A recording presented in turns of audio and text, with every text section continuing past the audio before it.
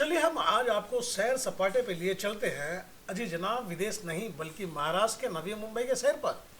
अब यह न पूछे कि नवी मुंबई ही क्यों सिंगापुर बैंकॉक ले गए होते तो जिंदगी के ज़्यादा मौज उठा पाते। तो जनाब, अब आपको सिंगापुर या बैंकॉक या दुबई जाने की कोई ज़रूरत नहीं। जिस बात का लुत्फ लूटने आप विदेश जाते थे वह अब नवी मुंबई यानी कि 21वीं सदी के शहर में मिलने लगा है, जहां जिंदगी के मौज आप लूट सकते हैं।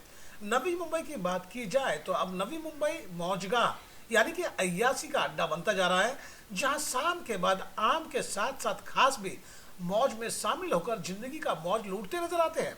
जी हाँ, शराब शबाब के साथ ही मस्ती को दुनिया में ले जाने वाला, मदहोश कर देने वाला धुन जब बजने लगता है तो आदमी अपने आप को दूसरी दुनिया में पाता है और फिर कोई उस घड़ी के लुत्फ से वंचित नहीं रहना चाहता।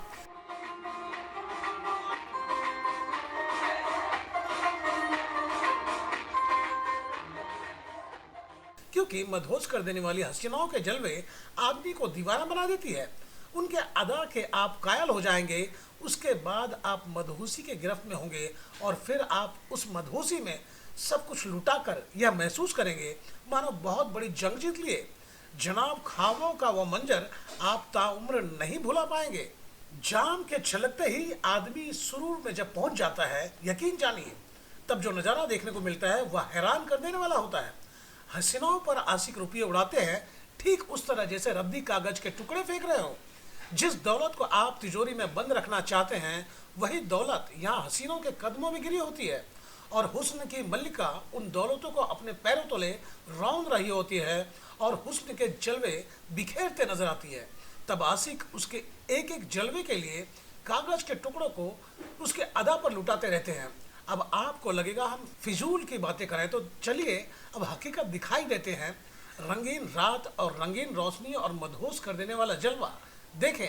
यह बात नवी मुंबई से लेकर रायगढ़ पनवेल तक आम है और इसी के आड़ में नवी मुंबई से लेकर पनवेल तक 2 दर्जन से ज़्यादा बार चल रहे हैं, जहां धड़ल्ले से देह व्यापार का कारोबार चल रहा है। ज़्यादातर बारों के मालिक ने बार के साथ ही लॉज बना रखे हैं ताकि ग्राहक बार में ही बार वाला से मोल भाव कर उसे अपने साथ लॉज में ले जा सके। इसी विषय पर नवी मुंबई पुलिस विभाग के आला अधिकारी से बात की गई, तब उन्होंने साफ किए कि पुलिस के जिम्मे लॉ एंड ऑर्डर की जिम्मेदारी है, जिसे नवी मुंबई पुलिस बेहतर ढंग से निभा रही है। वहीं जब पुलिस विभाग के आला अधिकारी से यह पूछा गया कि बारों में डांस की परमिशन है या नहीं, तब उन्होंने साफ किया कि किसी भी बार में डांस की परमिशन नहीं दी गई है। उसके बावजूद भी अगर अवैध तौर से अगर डांस शुरू किए गए हैं तो उस बार का लाइसेंस रद्द कर दिया जाएगा। सुने नवी मुंबई पुलिस आयुक्त ने क्या बताया। जे लोक ऑर्केस्ट्रा सिंगर आहेत आणि जे सर्व्हिस करतात लिकरचे, की इथे डान्स अलाउड नाही आहे। मुळात आमच्याकडे कुठल्याही डान्स बारचे परमिटेड आपल्याला परमिशन नाही आहे, लायसन्स नाही आहे। ते फक्त ऑर्केस्ट्रा आहे आणि हे आहे। तर आपण सर्वांना माझे असं अपील आहे की तुम्ही लोकांना पण सांगा, एक सेकंड, कोणीही तिथे काही असं करणार नाही ज्याच्यामुळे कोणी प्रलोभन देणार आहे किंवा कोणी दबावाखाली कोणी मुली डान्स करणार तर त्यांनी सरळ आम्हाला सीनियर पीआईकडे किंवा कंट्रोलला त्यांनी फोन करावा। तो ये अगर नजर रखा जाता है कि अगर वो वहाँ पे लड़कियां ज्यादा आ रही है और वहीं पर डील करके लॉज में चला जा रहा है, तो लोग यही कहेंगे कि देखो पुलिस अनदेखी कर रही है, जिसकी वजह से धंधा फंड उठ रहा है। तो इस पर एक बार नजर दौड़ाए कि कितने बार हैं जिन्होंने लॉज बना रखे हैं। नहीं, देखो अभी ऐसा तो कहीं अलाउड नहीं है लॉज बनाने का जहाँ बार के पीछे। हमने इनको सबको बोला है कि सारा चेक करो, कहीं अगर कोई ऐसा करता है उस पर कार्रवाई करेंगे। द इशू इज़ की जो सर्विस बार है वहाँ पे कंट्रोल, उनको नौकरनामा है, उसके हिसाब से लड़के जाती कितना जाना है, एक्साइज डिपार्टमेंट कंट्रोल करता है उनको, कितने लोग एट ए टाइम कितने लोग रहेंगे, कितने लोग नहीं रहेंगे, और वो लोग चेक करते कार्रवाई करते हैं। हमको जब भी वहाँ पे कुछ रिपोर्ट आती है, कभी हम कार्रवाई करते हैं तो हम उनका रिपोर्ट फिर उनको भेजते हैं। हमने ऐसे बहुत रिपोर्ट भेजे हुए हैं, वो कंसर्न जो डिपार्टमेंट है वो एक्शन लेते हैं उसके ऊपर। वहीं हमने यह जानने का प्रयास किया कि नवी मुंबई से पनवेल तक चलने वाले बारों में आखिर एक्साइज विभाग यानी कि राज्य उत्पादन शुल्क विभाग की भूमिका क्या है। तब एक अधिकारी ने कहा, हमारे वरिष्ठ अधिकारी नहीं है और इस मुद्दे पर वह कुछ नहीं कह सकते। सुने राज्य उत्पादन शुल्क विभाग के अधिकारी ने क्या बताया। नौकरनामा की आपने बात की है, मेरे सीनियर बोलेंगे। आपके सीनियर कौन है ये बताइए। पुरन का साहब है, अभी आए नहीं है। नहीं है। नौकरनामे पे बोल रहे थे, बोल ही दीजिए ना सर।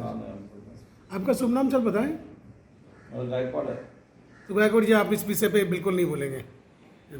चलिए हम आपको पनवेल स्थित उन बारों में लिए चलते हैं जहां आप जाना चाहेंगे।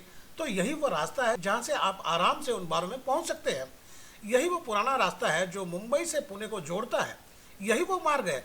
वैसे आपको बता दें कि इन बारों में मुंबई, नवी मुंबई और पुणे के लोग आते हैं, जहां शाम के बाद जाम और फिर मौज का होता है इंतज़ाम।